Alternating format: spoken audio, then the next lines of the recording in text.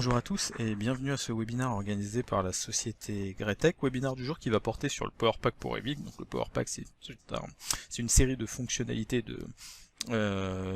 multidisciplines, c'est-à-dire des fonctionnalités qui sont assemblées sous la forme d'un plugin global qui se matérialise par un ruban dans le logiciel, ruban à l'intérieur duquel vous allez retrouver différentes fonctionnalités destinées à augmenter la productivité de certaines opérations dans Revit en termes de production de plans ou de gestion de maquettes ou de gestion d'informations, et aussi outils destinés, on va dire, à différentes disciplines, l'architecture, les bureaux d'études structure, les bureaux d'études fluides également.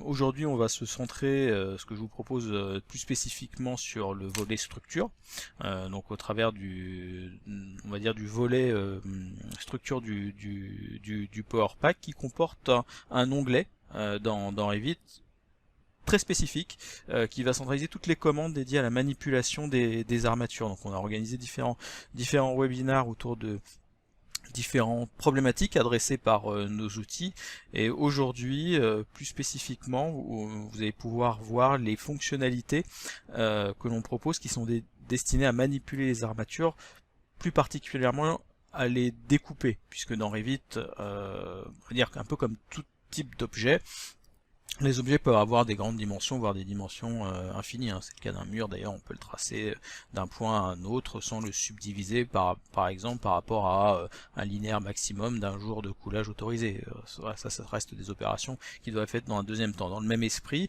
les barres, pour être manipulées, nous avons plus facilement, nous avons développé une série de fonctions pour pouvoir les découper selon différents critères. Et je vous propose donc de voir ces fonctionnalités en action au travers de différents exemples et de différentes maquettes Revit sur lesquelles je vais pouvoir illustrer les commandes en action. Un mot pour me présenter rapidement. Donc je me prénomme Steven, donc je travaille au sein de la société Greatech depuis un peu plus de 5 ans maintenant, au sein de l'équipe R&D produits, où je travaille exclusivement sur tous les développements que l'on propose au niveau de Greatech autour de Revit, et donc j'ai une formation d'ingénieur structure à la base, et je travaille vraiment sur toutes les problématiques liées à jumeler, on va dire, les outils Greatech aux outils Autodesk pour pouvoir proposer, on va dire, des processus de travail le plus efficaces possible en jumelant les deux solutions. Au niveau avant de rentrer vraiment dans le vif du sujet, un mot et une slide sur Greatech. Donc nous sommes éditeurs de logiciels français, hein, basés en région parisienne, où se situe le siège. C'est d'ailleurs là où j'officie, même si on a à peu près un peu plus de 48 agences maintenant un peu partout dispersées dans le monde. Et donc nous sommes éditeurs de logiciels informatiques, et nos solutions sont structurées, on va dire, en 4 axes, 4 grandes divisions auquel on développe les solutions et on fait bien sûr les services associés, donc formation, support et accompagnement. Première division Create, qui va travailler grâce aux solutions Autodesk sur toutes les problématiques liées à la conception de maquettes numériques. Et cette conception de maquettes numériques, on va pouvoir, on va dire, l'optimiser et rendre plus performant certaines opérations grâce à nos outils Power Pack. Donc on travaille beaucoup sur le logiciel Revit et Advanced Style, sur lesquels on a développé donc des Power Pack spécifiques, c'est-à-dire qu'ils vont offrir des fonctionnalités pour pouvoir optimiser les cotations, la modélisation de certaines opérations, etc. Donc toute la partie création de maquettes numériques, qui est en fait un tandem entre les solutions Autodesk, Revit, Advanced Style et nos Power Pack. Division Simulate, donc c'est la division qui travaille exclusivement sur le développement d'une solution dénommé Advanced Design pour tout ce qui est simulation de la maquette numérique d'un point de vue analyse structurelle, une fois qu'elle a été créée bien sûr avec les outils Autodesk, puisqu'il y a des workflows possibles accompagnés de nos solutions.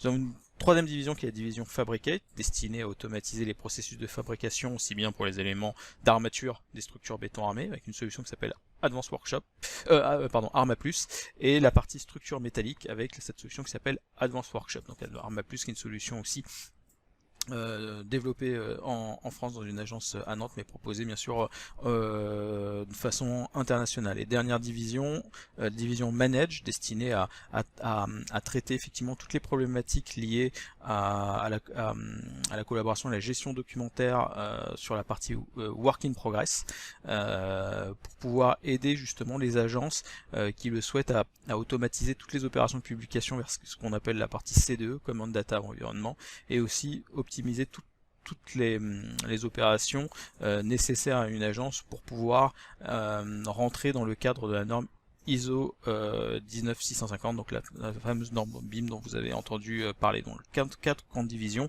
sur le portfolio des solutions que nous développons. Le Power Pack, comment s'articule-t-il et comment se matérialise-t-il? Donc c'est concrètement une série de fonctionnalités intégré directement dans Revit. Donc concrètement vous allez avoir un ruban dans Revit qui va centraliser toutes les fonctions dédiées à une discipline spécifique. Donc il y a 3 niveaux de Power Pack. Le Power Pack on va dire générique, qui est le premier onglet que vous pouvez voir sur cette capture écran, qui va comporter des fonctionnalités multidisciplines pour pouvoir par exemple importer une maquette ou la lier vers un tableur Excel, rechercher des éléments rapidement dans une maquette, générer des cotations, donc toute une série d'outils destinés à, on va dire, l'ensemble des disciplines qui ont besoin de construire une maquette sur Revit. L'onglet Power Pack Detailing, c'est celui sur lequel on va travailler pendant ce webinaire, va se montrer toutes les fonctionnalités, il va concentrer toutes les fonctionnalités destinées à la modélisation et au traitement des armatures. Alors, on ne parle pas ici de liens avec des logiciels de calcul, ce sont vraiment des outils destinés à tracer des barres, modéliser des barres, les comptabiliser, faire des schémas de détail, donc vraiment pour pouvoir produire des plans. Et le dernier onglet design, là c'est effectivement, il s'agit d'un volet d'un volet supérieur où on a la possibilité d'embarquer des outils de calcul dans Revit pour pouvoir faire du calcul local d'éléments, poutre, poteau, semelle, voile ou dalle, via effectivement des éléments de calcul éléments finis, des données de calcul éléments finis qui viendraient effectivement d'un logiciel externe. Voilà, donc nous on va rester sur ces outils de ferraillage en termes de saisie. Et donc le thème du jour pour moi c'est de vous montrer les outils destinés et qui permettent de pouvoir découper des barres. Alors Revit propose déjà des outils pour pouvoir modéliser des armatures, il y a une dizaine d'outils. Comme vous pouvez le voir, nous notre Power Pack qui comporte un large ruban avec plus d'une trentaine de fonctions destinées vraiment au projeteur ou à la modélisation des armatures, et on a des fonctions plus spécifiques pour pouvoir découper des barres. La commande phare, c'est cette commande qui s'appelle scinder des barres. Voilà, elle se décline en 3 fonctions que je vais décrire, et ensuite on va rentrer dans le logiciel pour pouvoir les présenter. Donc scinder des barres, c'est une opération un outil, une commande qui va permettre de sélectionner une barre ou une distribution de barres, de pouvoir introduire une méthode et un critère de découpe. Ça peut être une longueur de barre maximum, ça peut être un nombre, on souhaite couper une barre en 4, en 3, ça peut être par rapport à une distance. Donc il y a plusieurs critères et on va pouvoir piloter également comment on souhaite connecter les barres découpées, est-ce qu'on souhaite les chevaucher, est-ce qu'on souhaite les couder, est-ce qu'on souhaite les relier par un coupleur, est-ce qu'on souhaite avoir une représentation alterner le recouvrement sur la distribution. Donc tout ça va pouvoir être automatisé à partir d'une sélection d'un jeu de barres. Comme vous le savez, Revit permet de tracer des barres de toute longueur, donc on pourrait tracer une barre de 20 mètres de long, mais ce qui n'est pas bien sûr constructible. Donc là, cet outil-là, scinder des barres, va permettre justement de passer d'une modélisation générique, comme ça, en fait, d'une barre qui serait tracée et jetée à la volée, à un projet d'exécution. Scinder aux lignes, c'est dans la continuité de l'outil précédent, simplement c'est une manipulation géométrique complémentaire qui consiste à tracer une ligne qui peut être inclinée d'ailleurs, et on va pouvoir du coup couper une distribution par rapport à une ligne. Voilà. Donc au lieu de travailler par rapport à une longueur maximum ou un nombre, on tracera une ligne 2D, ce qu'on appelle une ligne de détail dans Revit, on pourra couper par rapport à cette ligne. Scinder un élément, on est aussi pareil dans une déclinaison de cet outil phare qui est scinder des barres. On va pouvoir sélectionner un élément, comme on peut le voir sur l'écran par exemple ici, sur cette capture écran, on sélectionne une poutre, et l'élément sélectionné va servir de subdivision. Si par exemple on a une distribution de barres qui s'appuie au-dessus d'un mur, le mur pourra être sélectionné pour par exemple servir d'élément de subdivision à cette distribution de barres. Donc là, scinder un élément, on va travailler sur un élément structurel qui va permettre de marquer cette délimitation pour découper les barres. Fonctionnalité aussi supplémentaire pour pouvoir découper des ouvertures dans un jeu de bar par exemple. Donc c'est une voilà, c'est une commande qui va permettre simplement en sélectionnant la distribution de données de détecter les ouvertures à l'intérieur de la zone et de pouvoir du coup découper les barres en conséquence. Donc on peut avoir plusieurs ouvertures et le logiciel et la commande vont gérer les découpes sur l'ensemble de ces ouvertures à une seule opération. Autre commande, alors qui n'est pas vraiment une commande de découpe, puisque là on va pas couper l'armature, on va l'ajuster, mais j'ai souhaité quand même l'intégrer à cette présentation parce que je la trouve intéressante sur ces problématiques de manipulation des armatures. Parce que qu'est-ce qui fait très souvent qu'on est amené à découper des barres dans Revit pour les personnes qui travaillent sur l'armature? Alors bien sûr il y a les contraintes constructives, la barre est trop longue, il faut la couper effectivement ou la réviser par rapport à des contraintes de fabrication. Ou ça peut être l'arrivée aussi de réservation dans un élément qui va faire que du coup on est obligé de modifier la géométrie initiale. Alors la commande barre d'armature par face, elle permet en fait d'ajuster des barres par rapport à une face. Donc là par exemple on a une poutre dans lequel des cadres ont été distribués avec une dépression en partie inférieure. C'est la commande barre d'armature par face va permettre de sélectionner les barres et automatiquement de les ajuster par une face, tout en respectant un enrobage qui aura été introduit. Donc là, c'est pas vraiment une découpe de barre, mais c'est quand même un ajustement de la forme de barre qui est un peu intéressant. Donc je me suis permis d'introduire quand même cette commande dans le thème du jour. Et de la même manière, zone à éléments qui est pas une commande de découpe, mais qui permet quand même de découper des barres d'une certaine manière, puisque c'est une commande qui va permettre de travailler sur les armatures surfaciques. Comme vous savez, Revit, pour placer des barres, propose la commande d'armature par barre, l'armature par treillis, et l'armature surfacique également, qui définit un champ de barres. Donc cette commande d'armature surfacique, on va pouvoir la distribuer automatiquement sur une dalle qui peut avoir une surface quelconque. C'est-à-dire, comme vous pouvez le voir sur l'écran, on va placer une petite zone, un petit élément d'armature surfacique, et en cliquant sur ce bout de distribution surfacique, le logiciel va automatiquement ajuster les barres à l'ensemble de l'hôte. Donc là en l'occurrence à l'ensemble de cette dalle de ce plancher qui a un contour qui n'est pas régulier, qui n'est pas rectangulaire, hein. Ça reste un contour simple, mais il y a plusieurs arêtes. On n'aura pas besoin de détourer manuellement ces arêtes, il suffira de cliquer sur la zone et toutes les barres vont être ajustées à la géométrie de la dalle. C'est pour ça que je l'ai introduit effectivement dans cette présentation, puisque c'est quand même une commande qui va réviser la dimension des barres distribuées par rapport à une géométrie donnée. C'est pas vraiment non plus une découpe d'une barre existante, mais bon, je l'ai quand même introduit, c'est une commande qui peut être quand même intéressante. Voilà qui termine la présentation un petit peu théorique des commandes que je souhaite illustrer. Je vous propose de passer dans Revit pour pouvoir les illustrer en action. Ok, alors nous voici donc dans Revit. Je vous propose de travailler sur ce premier modèle pour présenter donc, les commandes de découpe. Alors le Power Pack, comme évoqué, donc se comporte en plusieurs onglets.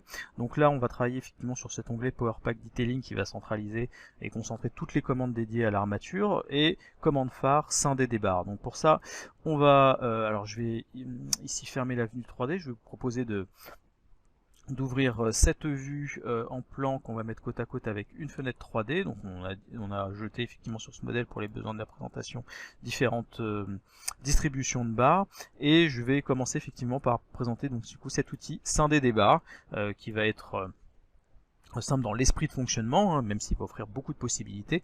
On va cliquer sur une zone et on va avoir cette boîte de dialogue qui va m'offrir de multiples possibilités et méthodes de découpe de cette distribution. Par rapport à une longueur maximum, donc là le logiciel va me permettre de définir sur ces barres voilà une longueur, et fonction de la longueur introduite, donc là par exemple ici vous voyez que je viens introduire des distances, ici on va avoir une découpe avec un solde hein, qui est proposé au niveau de cette découpe compte tenu des dimensions et des caractéristiques géométriques de la découpe souhaitée. On peut choisir effectivement d'uniformiser la découpe par rapport à une certaine distance. Donc là effectivement 3 cm c'est un peu court, donc on va mettre 350, voilà. Voilà ce qui permet de donner ce résultat, ou fonction d'un nombre. Donc là je pense que bon, ça c'est évident, hein, les options et les méthodes, vous voyez le résultat. Donc premier volet sur la première zone de cette boîte de dialogue sur la méthodologie de découpe. La méthodologie de connexion également, donc par défaut on a des barres chevauchées, on peut les associer à un coupleur, hein, ça c'est possible. Il faut avoir chargé des coupleurs au préalable sur la maquette, mais pourquoi pas. Travailler avec une simple connexion, donc les barres sont mis bout à bout, où on peut également avoir ce type de représentation également, d'avoir des barres coudées aussi sur la jonction de ces découpes. Donc vous voyez, de multiples commandes. On va pouvoir aussi alterner le recouvrement, hein, lorsque j'ai ici une distance voilà, de recouvrement que je peux bien sûr personnaliser, hein, ici au niveau de la valeur. Donc là par exemple, vous voyez ici, je peux augmenter la distance de recouvrement des barres, et avoir effectivement cette disposition alternée. Donc les recouvrements ne sont pas face à face, ils sont distribués de façon décalée. Je vais valider ici cette première opération pour qu'on voit le rendu. Bon, j'aurais pu mettre peut-être un coupleur, c'est peut-être un peu plus visible, mais bon, là on voit le résultat. Voilà, donc là ici directement, vous voyez, de barres droites, je suis passé automatiquement, vous voyez ici, à une série de barres individuelles en représentation alternée. Donc forcément ça aurait été une opération assez longue manuellement. Là je vais pouvoir l'automatiser via cet outil scinder des barres, qui se décline du coup en différentes options: scinder aux lignes et scinder à l'élément. Alors scinder aux lignes, je vais travailler sur la vue en plan pour ça. Il va me suffire de tracer une ligne de détail. Donc cette commande ligne de détail, on la retrouve dans le menu annoter. Alors non pas aligner, ça c'est pour la cote, mais ligne de détail. Alors la ligne d'ailleurs peut même être inclinée, hein. Tiens, bah, faisons-la inclinée par exemple pour les besoins de la présentation ici. Je vais sélectionner la barre, aller dans Power Pack Detailing, scinder des barres, scinder aux lignes. Je vais sélectionner la ligne concernée, et là de la même manière on a quelques options pour pouvoir éventuellement conserver des crossages ou conserver la ligne de division. Bon là je vais demander de la supprimer, comme ça la ligne 2D va être séparé. J'ai eu un petit message effectivement d'avertissement, c'est normal. Et là on voit en effet que les barres elles ont été découpées. Donc là on le voit ici, hein, on voit ici directement l'inclinaison, puisque j'avais travaillé sur une ligne inclinée, et donc d'une série de barres individuelles droites, je me retrouve ici maintenant avec une série de barres individuelles découpées par rapport à une ligne 2D, ce qui peut permettre d'être précis, hein, d'ailleurs sur la ligne de découpe. Et dernière option, je travaillais par exemple ici directement sur la vue 3D, scinder à l'élément, ce qui va me permettre ici sur cette distribution de barres, de prendre un objet de coffrage, par exemple ici en l'occurrence cette poutre, pour pouvoir scinder. Et on va retrouver aussi pareil de la même manière ces options pour pouvoir gérer la méthodologie de découpe. Donc là le recouvrement, de quelle manière il doit se comporter après la découpe, est-ce que je dois décaler les barres ou non par rapport à après cette découpe. Au niveau du recouvrement donc qui est proposé, donc là j'ai choisi de le laisser en face à face, et donc on va retrouver ici axé sur cette poutre qui aura servi en fait quelque part d'objet de subdivision, des barres droites qui ont été transformées en des barres individuelles. Donc on peut transformer effectivement et découper des barres par ce jeu de fonctions qu'on propose dans notre Power Pack. Alors il est vrai que sur la présentation ici j'ai montré des barres distribuées dans une dalle, donc des barres de grande dimension. Ces commandes sont tout à fait opérationnelles sur des on va dire sur des barres droite, hein. Par exemple ici on a le cas par exemple d'une poutre où on retrouve ici par exemple une grande barre. Là de la même manière je vais pouvoir utiliser par exemple ici la commande scinder des barres. Voilà, ça va fonctionner aussi sur des barres, quel que soit l'objet insélectionné, on n'est pas limité au plancher. Je vais par exemple demander au logiciel de mettre un coudage, je vais donner une longueur maximum de subdivision. Donc là je vais partir par exemple sur 6 mètres, voilà, donc par exemple ici on va avoir cette découpe. Barre chevauchée, oui, donc là on va garder ici cette division. Je vais peut-être mettre une distance un peu plus petite par exemple ici, voilà. On va travailler comme ceci, donc je vais valider, on va voir l'opération, tac, ici, et voilà ce que j'ai pu obtenir. Par exemple ici, vous voyez sur cette barre, j'ai eu ici directement en fait un coude qui a été placé, donc d'une barre droite, j'ai pu la découper et introduire un coude.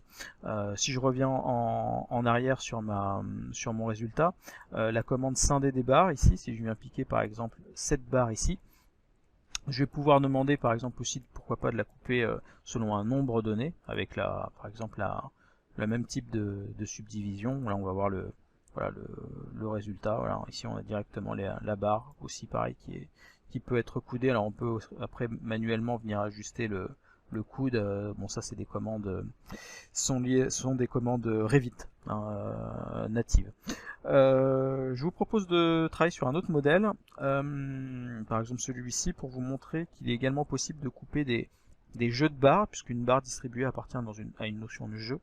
Dans Revit, je vais travailler par exemple ici à nouveau sur un plancher. Je vais demander au logiciel de mettre une vue 3D côte à côte. Voilà qui est fait.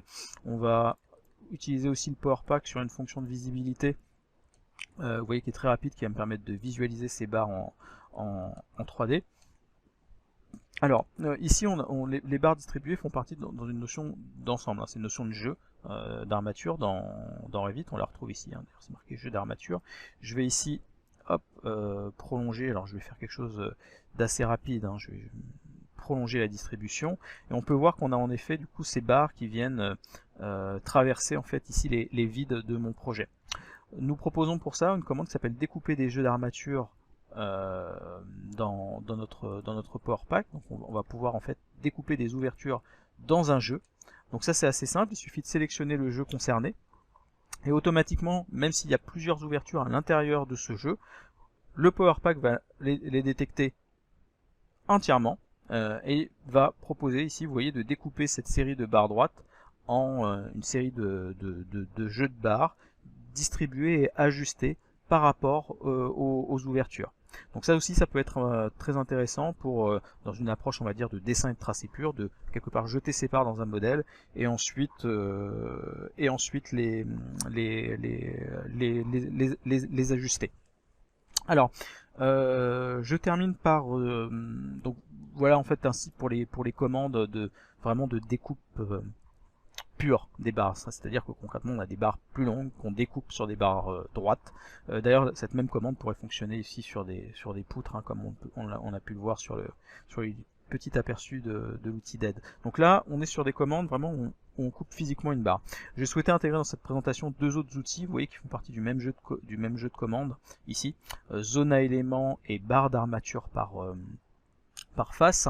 Je vais commencer ici par l'outil zone à éléments. Donc pour ça je vais ouvrir deux vues en plan. Je vais fermer ici cette zone, je vais mettre côte à côte ces deux vues, donc à savoir la vue 3D et la vue en plan, voilà qui est fait.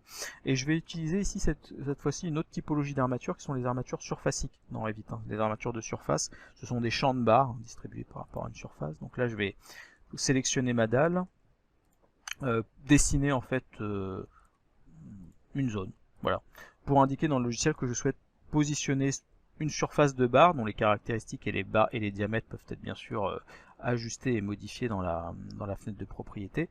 Je vais dessiner, vous voyez, tout simplement un petit rectangle pour dire, voilà, j'ai ce maillage de barres que je souhaite appliquer à cette distribution.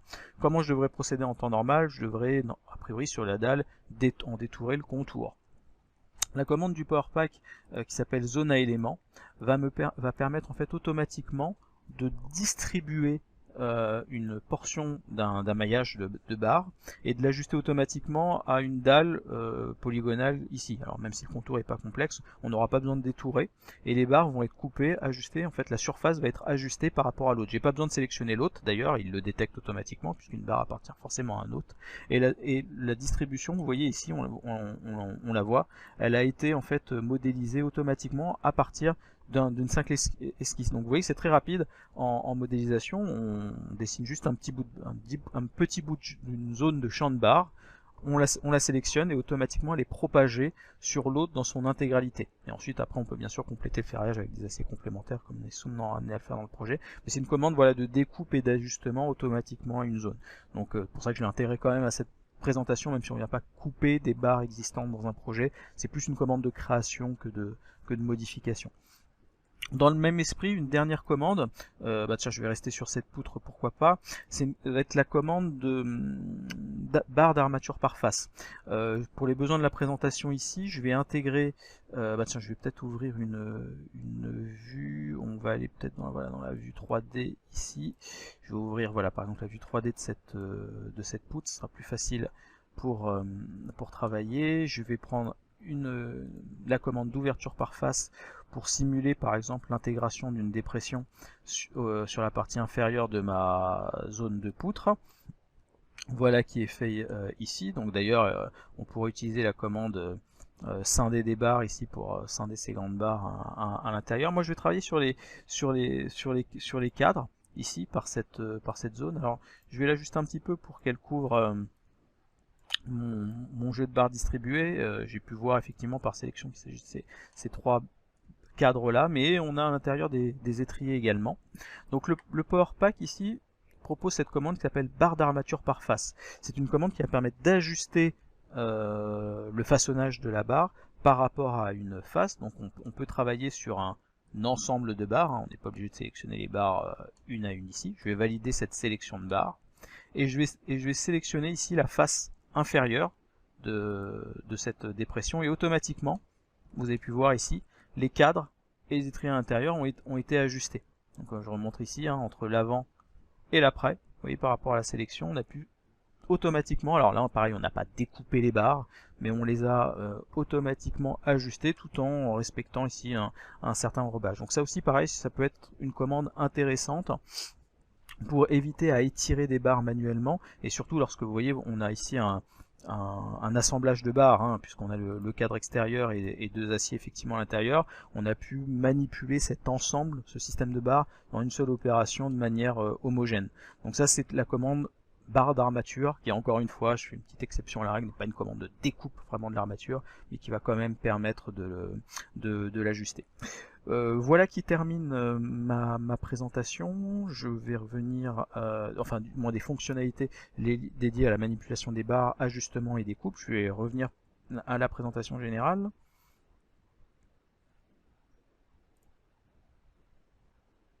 Voilà qui est fait. Cette présentation du coup touche à sa fin. Je vous remercie d'y avoir participé. Elle sera disponible en replay. Pour ça je vous invite à nous suivre sur les réseaux sociaux Twitter, Facebook, LinkedIn et YouTube. Je vous remercie de votre attention à cette présentation et je vous dis à très bientôt sur nos prochains webinars.